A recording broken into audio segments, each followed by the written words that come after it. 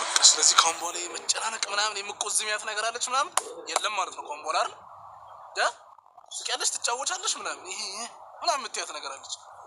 እኔ የምልህ ነው አለ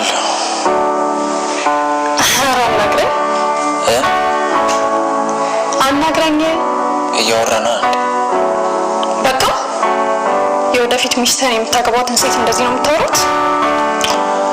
ያው ኖርማል ምን ነው ኖርማል?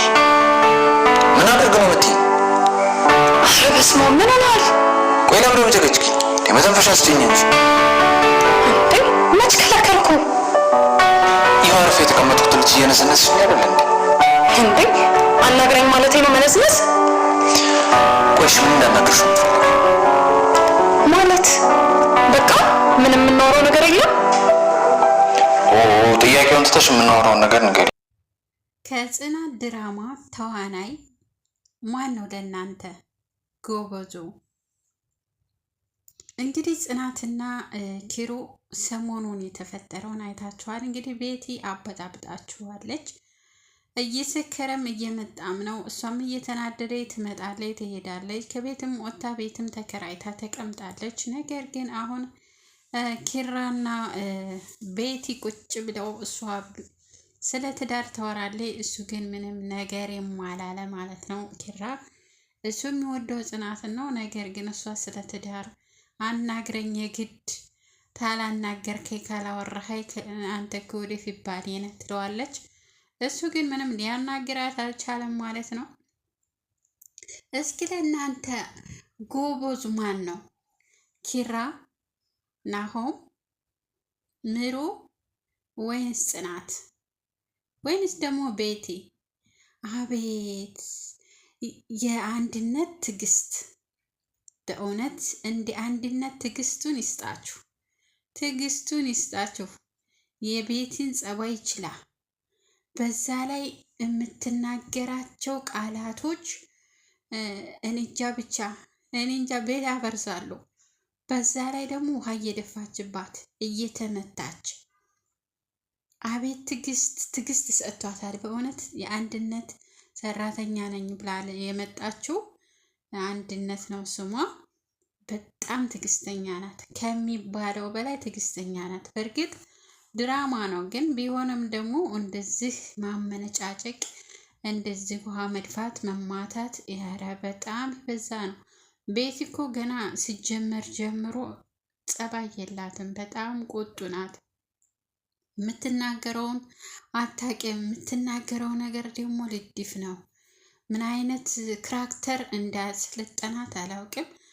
እሷ ሳትሆን ቤቲ ሳትሆን አሁን ካራክተሩ ነው በጣም ከሚባለው በላይ ነው እንትን ያላት ማለት ነው፣ እንድትናገር ያረጋት። ኪሩ እንግዲህ በጣም አዝኗል፣ ውስጡ በጣም አዝኗል። በዛ ላይ በጣም ተረብሿል፣ ምናፍቆትም አለ። እንግዲህ ናሆም ነው እያጽናናት ያለው ጽናትን። በጣም ነው በቃ ይወዳታል።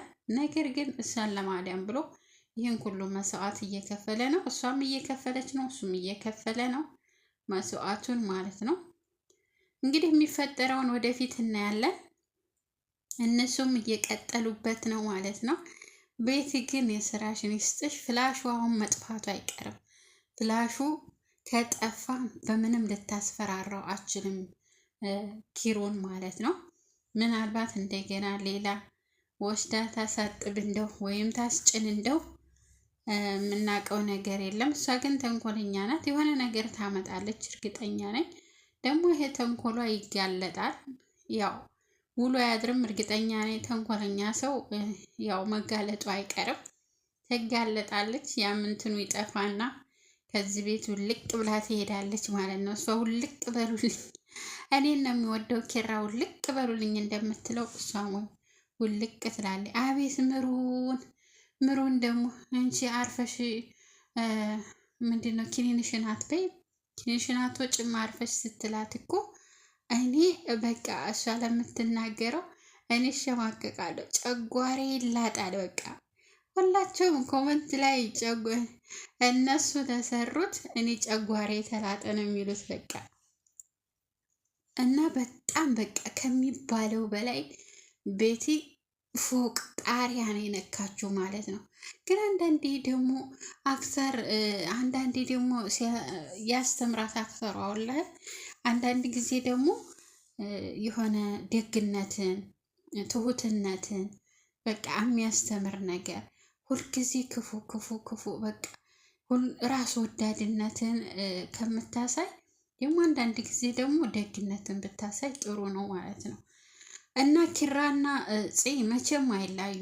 የፈለገው ከቤት ትውጣ፣ ቤት ተከራይታም ትቀመጥ፣ ገጠርም ትሂድ፣ የትም ትድረስ ኪራና ጽ መቼም ሊለያዩ አይችሉም። ማለቴ ድራማው የሚደምቀው በሁለቱ ነው።